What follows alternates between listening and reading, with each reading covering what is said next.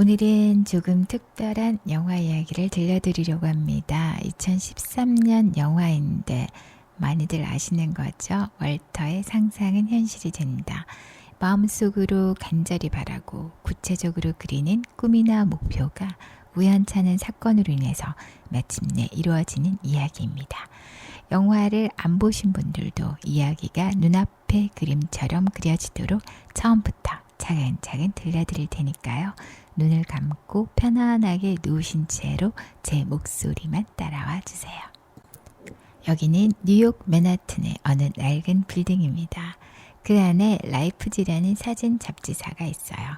한때는 미국에서 가장 유명한 잡지 중 하나였지만 지금은 시대에 밀려 마지막 숨을 몰아쉬고 있는 곳입니다. 그 지하에 필름 자료실이 있는데 빼곡히 꽂힌 필름통들 사이에 한 남자가 조용히 자기 자리를 지키고 있어요. 이름은 월터 미티. 나이는 40 초반쯤, 작은 체구에 늘 조금 구부정한 어깨. 말투는 어눌하고 눈빛은 어딘가 늘 다른 곳을 헤매는 것 같은 사람인데요. 월터가 하는 일은 전 세계에서 도착하는 사진 작가들의 필름을 받아서 그중 가장 좋은 사진을 골라서 인화하고 잡지에 실릴 수 있게 준비합니다. 사진 잡지사에서 없어서는 안 되는 인물이죠. 16년째 매일 같은 자리에 앉아서 필름을 현상에게 담그고 확대경으로 한 장 한 장 들여다보는 일을 해왔어요. 무척 꼼꼼한 사람입니다. 특별할 것 하나도 없는 삶이에요. 연애도 못 해봤고 결혼도 안 했고 여행이라는 것도 가본 적 없고요. 나이든 어머니와 여동생이 있는데 그마저도 그렇게 살갑게 챙기는 스타일은 아닙니다. 그냥 매일 똑같은 지하철에 몸을 싣고 똑같은 사무실로 출근하는 다람쥐 쳇바퀴 도는 듯한 삶을 살아가고 있죠. 그런데 이런 월터에게는 회사 사람들도 모르는 버릇이 하나 있어요. 가끔 아주 갑자기 상상 속으로 훅 빨려 들어가는 겁니다. 길을 걷다가도 회의를 하다가도 월터는 순간순간 눈빛이 텅 비는 순간이 있는데 그의 머릿속에서는 완전히 다른 세상이 폭발하듯 펼쳐지고 있어요. 불타는 건물 속으로 뛰어들어서 사람을 구해내기도 하고 깎아지른 설산을 오르며 목숨을 건 모험을 벌이기도 합니다. 주변 사람들은 월터가 그 순간에 뭘 하고 있는지 모르니까 그냥 멍한 사람이라고 생각해요. 그리고 무척 내성적인 사람이고요. 라이프제이 사무실에는 월터가 마음에 품고 있는 사람이 하나 있는데요. 이름은 셰릴 멜호프. 최근에 입사한 동료인데 맑고 밝고 씩씩한 성격의 어린 아들 혼자 키우는 싱글맘입니다. 셰릴은 사내 인트라넷에 자기소개 삼아서 사진 몇 장을 올려둡니다. 그중 하나가 기타를 치고 있는 사진인데 취미로 통기타를 배운다고 짧게 글도 적어뒀어요. 월터는 그 사진을 들여다보면서 그만 사랑에 빠져버립니다. 셰릴 앞에서는 월터의 상상이 유독 더 화려해져요. 멋지게 그녀를 위험에서 구해나가나 근사한 고백을 던지는 장면을 마음속으로 몇 번이고 그려봅니다. 그런데 현실의 월터는 셰릴에게 말 한마디 제대로 꺼내지 못하는 사람이에요. 어떨 때는 있는 대로 용기를 내서 사내 메신저로 대화를 시도하다가도 그만 손이 굳어버려서 몇 번이고 썼다 지웠다를 반복합니다. 그러니까 월터는 상상 속에서는 그렇게 대담하고 그렇게 거침없는 사람이지만 현실에서는 너무 움츠러들고 너무 작아져 있는 사람인데 보통 우리들과 좀 비슷하지 않아요? 우리도 좀 그런 거 아닌가? 하여간 마음속으로는 하고 싶은 게 정말 많은데 현실에서는 이런저런 핑계로 그 마음을 자꾸 뒤로 밀어버립니다. 그러던 어느 날 회사에 날벼락 같은 소식이 날아들어요. 라이프지가 이번 호를 마지막으로 종이 잡지를 완전히 접는다는 거예요.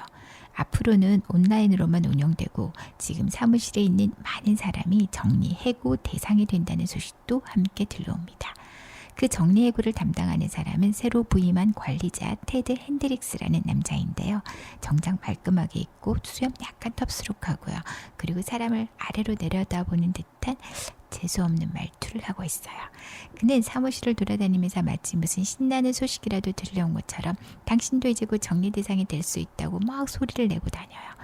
월터는 그 앞에서 늘 말 한마디 못하고 고개를 숙입니다.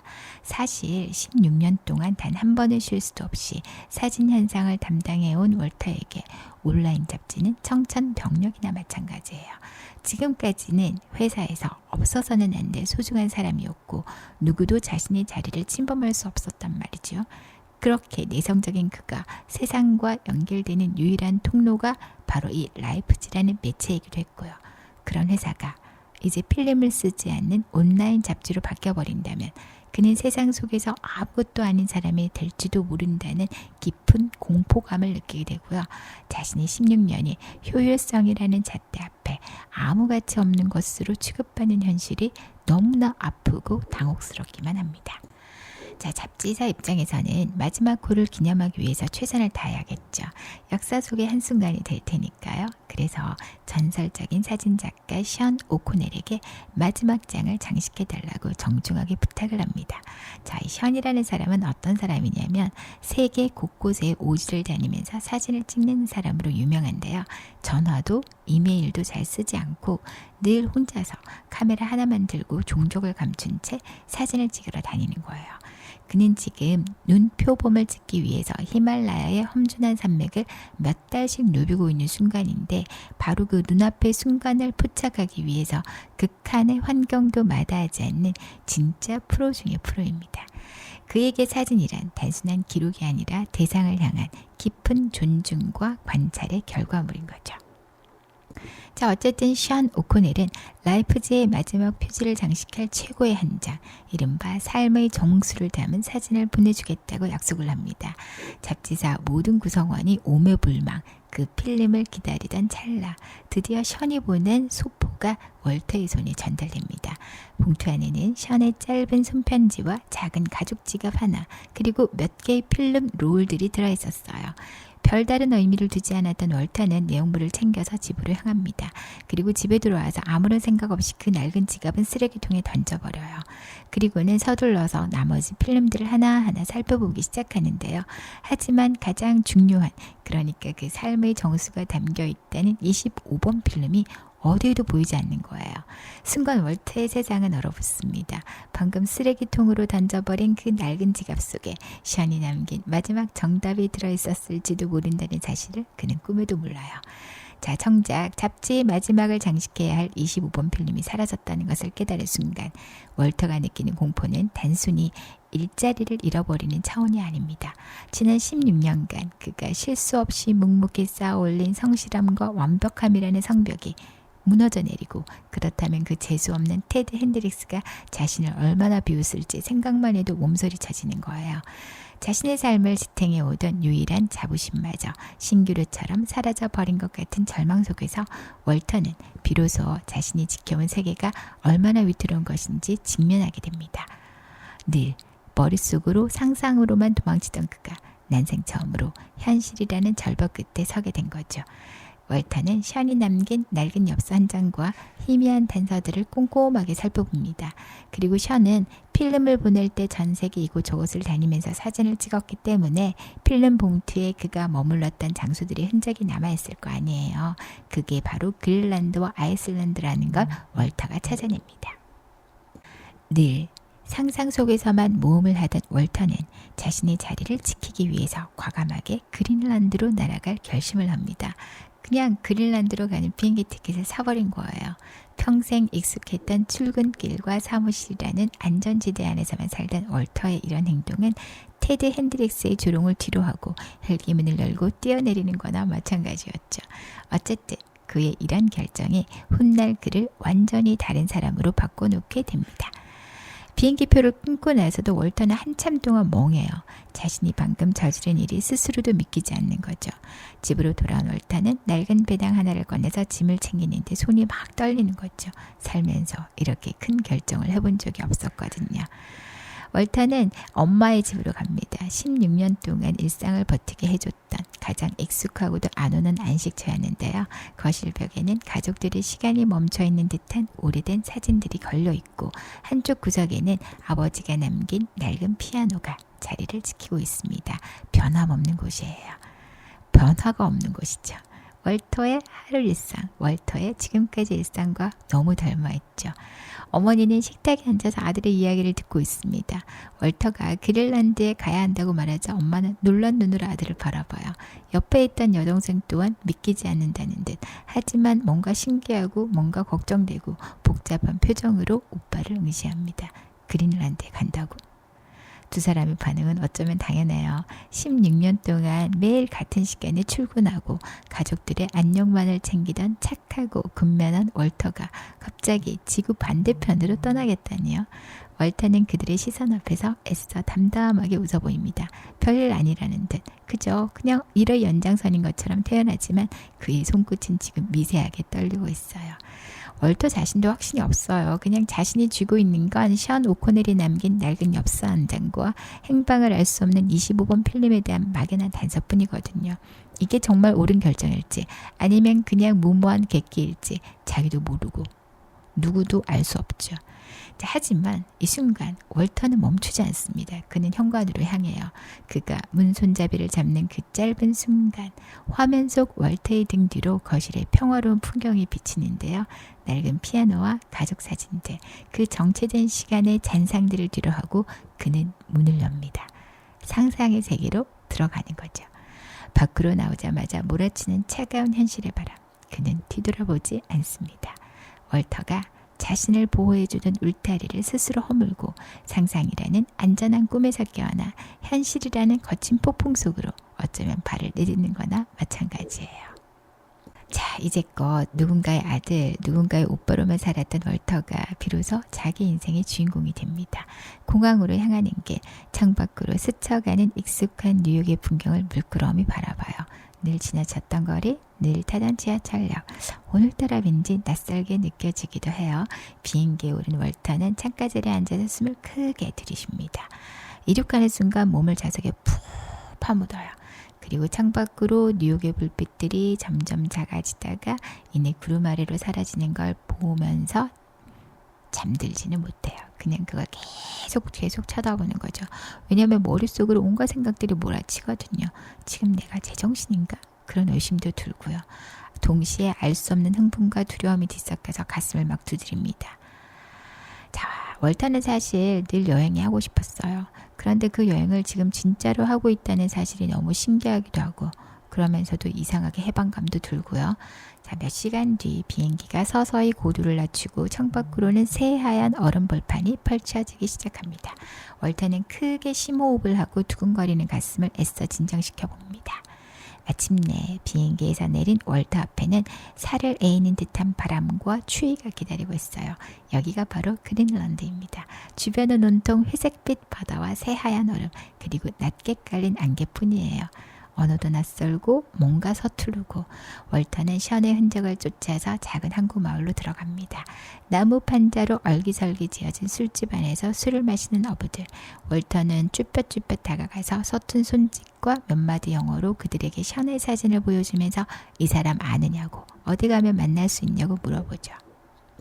어부들은 션이 지금 먼 바다에 있는 유전 시추선 쪽에서 사진을 찍고 있다는 걸 알려줍니다. 근데 그 배로 가려면 오늘 마지막으로 뜨는 헬리콥터를 빨리 타야 된대요. 월터는 서둘러서 헬리콥터 착륙장으로 달려갑니다.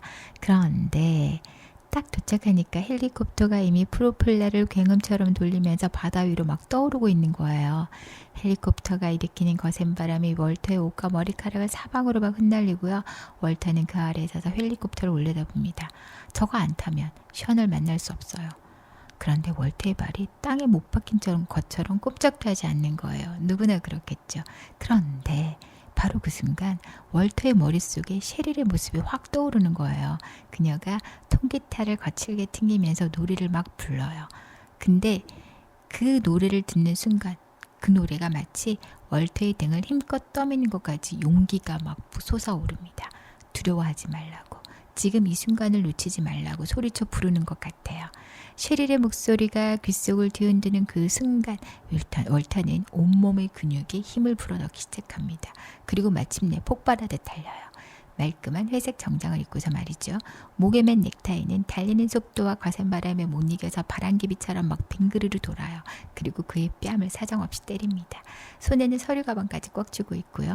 헬기의 엔진 소리는 점점 커져서 이제는 귀를 찢을 듯 고막을 울립니다. 거친 자갈들이 구두굽에 채여서 사방으로 튀어오르고 헬기가 만들어내는 거대한 하강 기류가 그의 몸을 뒤로 밀쳐내도 그는 끄떡도 안 해요. 평생을 소심하게 눈치만 보던 월터, 도대체 어디로 간 거죠?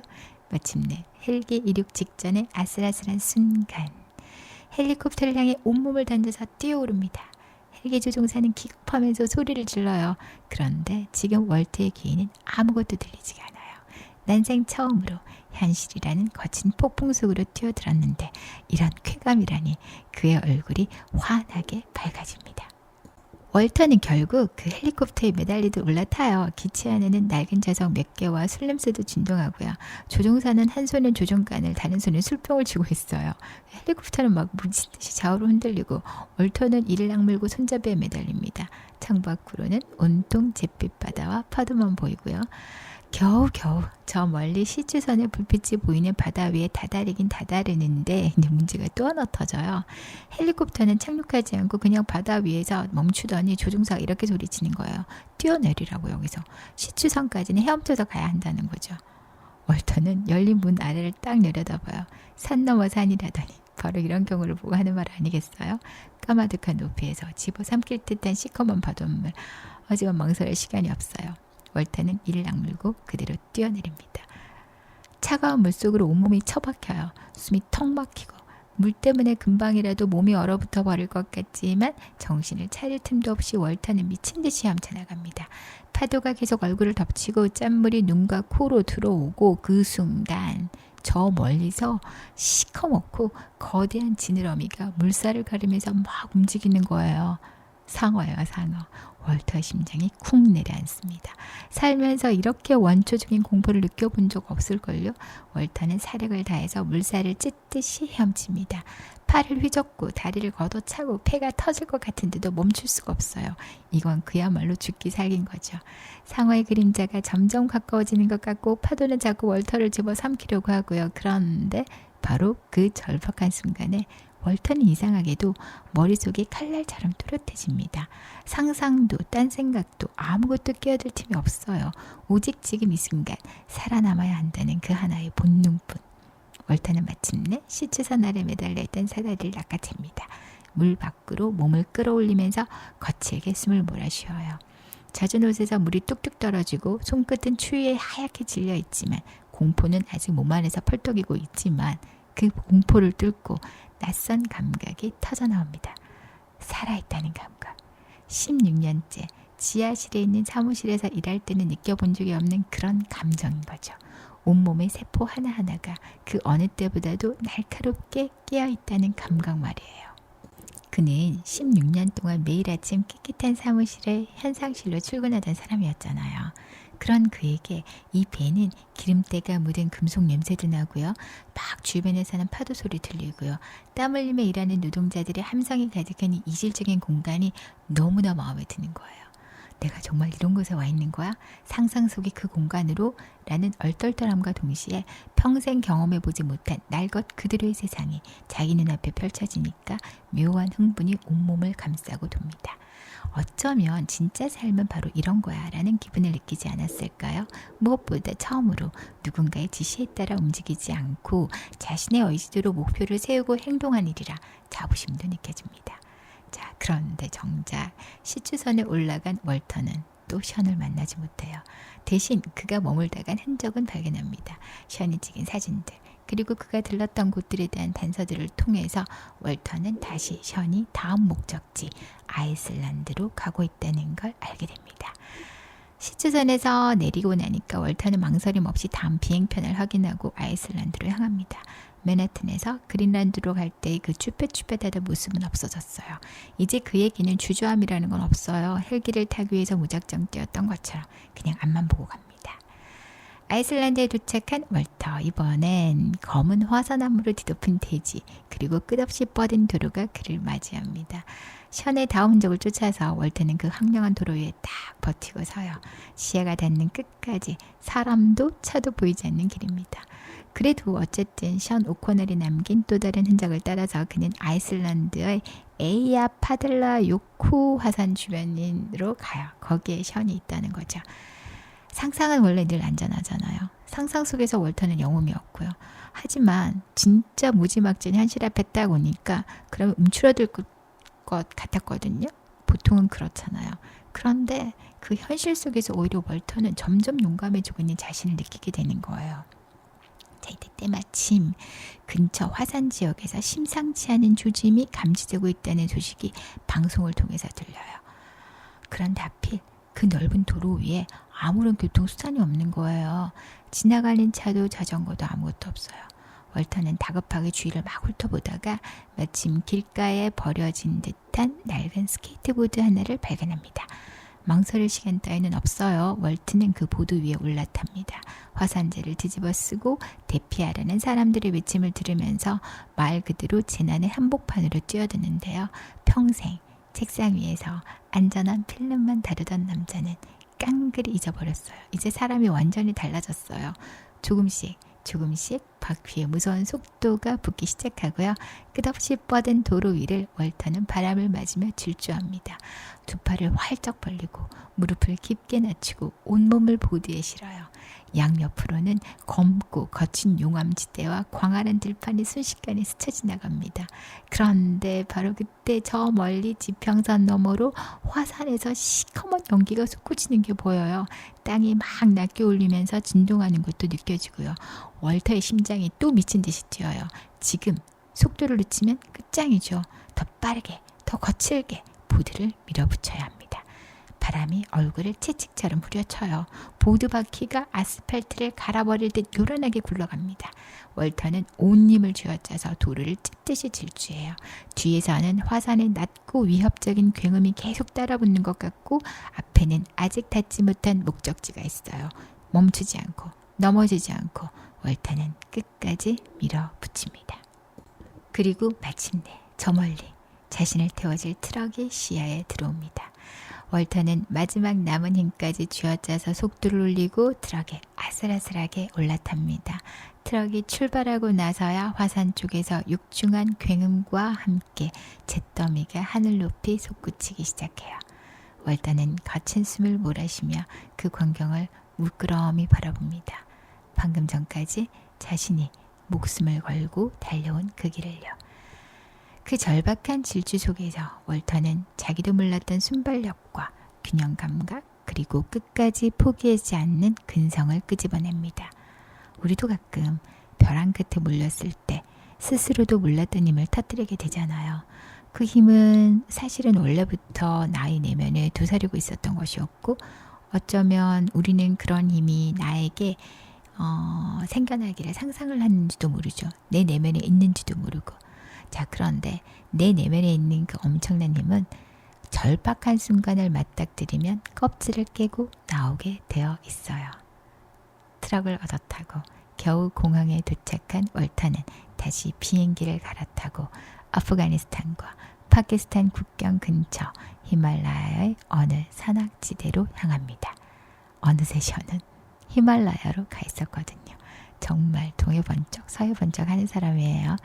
거친 산길을 며칠 동안 걷고 또 걸어요. 발은 부르트고 숨은 턱까지 차오르지만 월터는 멈추지 않습니다. 이제 수염도 덥수룩하게 길었어요. 맨하튼에서 보았던 어깨가 구부정한 남자는 그 어디에도 없습니다.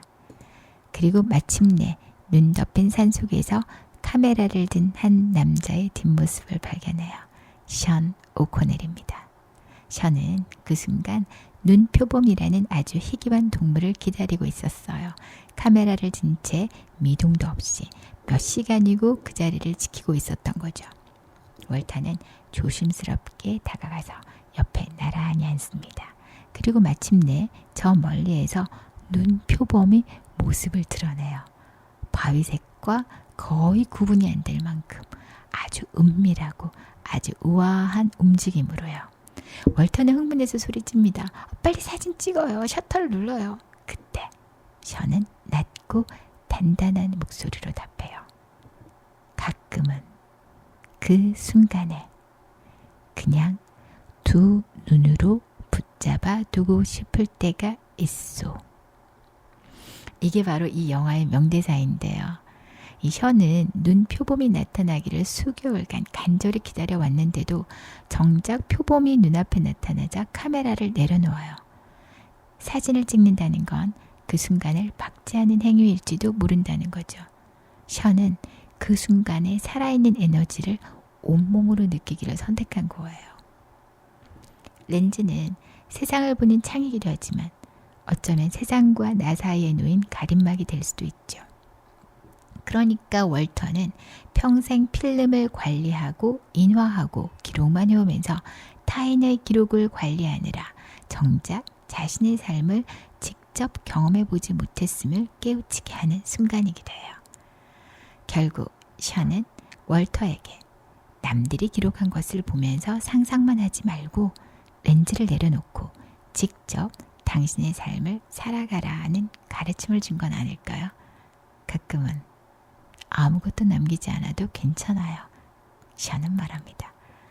그냥 그 순간에 온전히 파고드는 것만으로도 충분할 때가 있는 거요. 눈 표범이 사라지고 나서야 월터는 션에게 그 사라진 25번 필름에 대해 물어봅니다. 그런데 션이 잠시 월터를 물끄러미 바라보다가 그 필름이 사실 월터의 지갑 속에 있다고 말해요. 그 버린 지갑. 히말라야의 차가운 공기 속에서 션 오코넬이 웃으면서 툭 던진 한마디가 월터의 심장에 팡 꽂힙니다. 사진? 지갑 속에 넣어뒀는데 내가 같이 보냈잖아.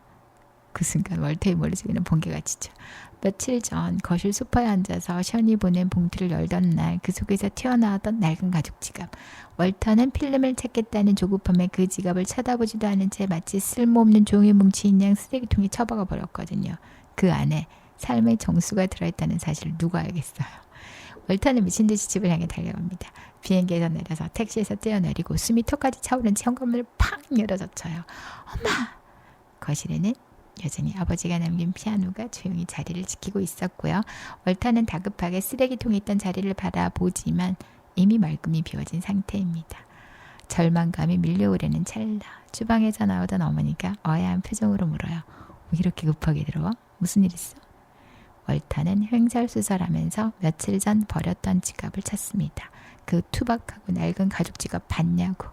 그때 어머니가 쓱 웃으면서 서랍장을 열어요. 이거? 며칠 전에 청소하다 보니까 아빠 지갑이랑 너무 비슷하게 생겼길래 버리기 좀 그래서 서랍 안에 넣어뒀어. 어머니의 손에서 건네받은 그 지갑은 며칠 전과 상태 똑같았고요. 월터는 떨리는 손으로 지갑을 열었고 션이 말한 그곳에 정말로 필름 한 조각이 고이 잠들어 있음을 발견합니다. 16년 동안 단 한 번도 실수한 적 없던 베테랑 현상 담당자가 자신의 인생을 바꿀 가장 중요한 단서를 쓰레기통에 던졌다가 다시 가장 가까운 안식처에서 되찾은 순간이었어요. 그때 월터는 깨닫습니다. 그토록 멀리 떠나고 나서야 비로소 가장 소중한 것은 이미 내 곁에 있었다는 사실을요. 뉴욕으로 돌아온 월터는 익숙한 필름 자료실의 암실로 향합니다. 오직 붉은 조명만이 감도는 그 어둠 속에서 월터는 16년 동안 해왔던 것처럼 능숙한 손길로 필름을 현상에게 담굽니다. 서서히 인화지 위로 형상이 떠오르기 시작하고요. 물결치는 액체 속에서 모습을 드러낸 것은 낯선 이곳의 풍경도 전설적인 영웅의 얼굴도 아니에요. 삶의 정수가 담겨있다는 그 사진. 그곳엔 필름 자료실 창가에 앉아 확대경으로 세상을 들여다보고 있는 월터 미티 자신이 있었습니다. 사진 속 월터의 모습은 세상 그 누구보다도 평범했어요. 특별한 사건도 극적인 순간도 없었죠. 하지만 그 사진을 마주한 월터는 한참 동안 그 자리에 멈춰서서 움직이지 못합니다. 전 세계의 오지를 누비며 세상의 가장 찬란한 순간만을 포착해온 션 오코넬. 그가 삶의 정수라고 이름 붙인 마지막 표지 사진의 주인공은 바로 묵묵히 자기 자리를 지켜온 월터의 뒷모습이었던 거죠. 션은 이미 알고 있었던 거예요. 화려한 결과물보다는 그 결과를 만들어내기 위해서 쉼없이 보낸 성실한 과정이야말로 삶의 진정한 정수라는 것을요. 눈물이, 눈시울이 뜨거워지지 않을 수 없었던 장면이었습니다. 늘 자신을 평범함 속에 숨어있는 특별할 것 없는 사람이라 믿어왔던 월터, 아니 우리들은 샤넬 렌즈 속에서 그 평범함 속에 박혀있던 월터, 우리들은 고귀한 가치를 지니고 있는 존재인 거죠. 매일 반복되는 일상이 때로는 초라하게 느껴지고 스스로가 너무 평범해서 무력해질 때가 한두 번이 아니잖아요. 하지만 우리가 무심코 지나쳐온 그 평범한 시간들이야말로 누군가에게는 가장 성실하고 소중한 삶의 증거일 수도 있으니까요. 누군가는 지금 이 순간에도 묵묵히 제자리를 지키고 있는 나의 뒷모습을 가장 가치 있는 장면으로 기억하고 있을 수도 있고요. 나의 평범함은 결코 초라한 것이 아니라 인생을 지탱하는 가장 위대한 힘이니까요. 며칠 뒤 사무실 테드 핸드릭스가 또다시 아무렇지 않게 정리하고 소리를 내밉니다. 예전에 월터라면 그저 고개를 숙이고 말 한마디 건네지 못한 채 물러섰을 테지요. 하지만 이번엔 다릅니다. 월터는 테드의 눈을 똑바로 쳐다보면서 그동안 가슴속에 묻어두었던 말들을 하나하나 또박또박 쏘아붙입니다. 이 잡지를 위해서 묵묵히 헌신해온 시간들, 그리고 지금 내가 받고 있는 부당한 대우에 대해서 주눅들지 않고 당당히 맞서요. 예상치 못한 월터의 기세에 테드는 당황합니다. 그 모습을 지켜보던 동료들의 눈에는 놀라움이 서리고요. 그리고 셰리를 대하는 태도도 달라졌어요. 상상 속에서만 셰리를 향해서 용감해지던 월터는 이제 없습니다. 그는 더 이상 현실을 도피하면서 상상의 세계로 숨지 않아도 돼요. 있는 그대로 자신의 모습으로 셰리 앞에 서서 화려한 미사여구나 극적인 사건 없이 그냥 자신이 걸어온 여정을 담담하게 건널 뿐입니다. 가장 눈에 띄는 변화는 월터의 눈빛이었는데요. 늘 초점 없이 풀려있던 멍하니 어딘가로 빨려 들어가던 그 눈빛이 온데간데 없는 거죠. 이제 월터는 두 눈을 똑바로 뜨고 지금 여기를 직시합니다. 지금 여기가 얼마나 중요한지 알았으니까요. 그리고 지금 이 자리를 지키고 있는 내가 얼마나 소중한 존재인지도 알았으니까요. 도망칠 세상이 필요 없어진 사람의 단단함. 지하철을 타고 출근하는 길, 거리를 내디는 그의 걸음걸음들이 하나하나에 예전과는 비교할 수 없는 힘이 실려 있어요. 월터는 갑자기 영웅이 된 것도 아니고요. 완전히 그냥 다른 사람으로 탈바꿈한 것도 아니에요. 그냥 자신 안에 원래부터 존재하던 용기를 꺼내어 쓸 수 있게 된 거죠. 우리 모두의 마음속에도 그런 용기가 숨어 있을 거예요. 다만 아직 그것을 꺼내어들 계기를 만들어내지 못했을 뿐인 거죠.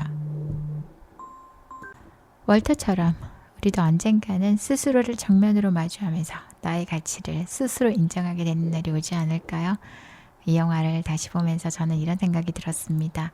우리는 모두 마음속에 월터처럼 뛰쳐나가고 싶은 순간들이 너무 많아요. 그런데 그 상상을 현실로 옮기는 건 생각보다 훨씬 큰 용기가 필요해요. 월터는 결국 그 용기를 냈고요. 그리고 그곳에서 나는 이미 충분히 괜찮은 사람이었다는 걸 두 눈으로 확인했습니다. 지금 마음속에 미뤄둔 상상이 있으신가요? 오늘 밤엔 그 상상을 아주 잠깐만이라도 꺼내어서 현실의 저울에 올려놓아 보자고요. 안녕히 주무세요.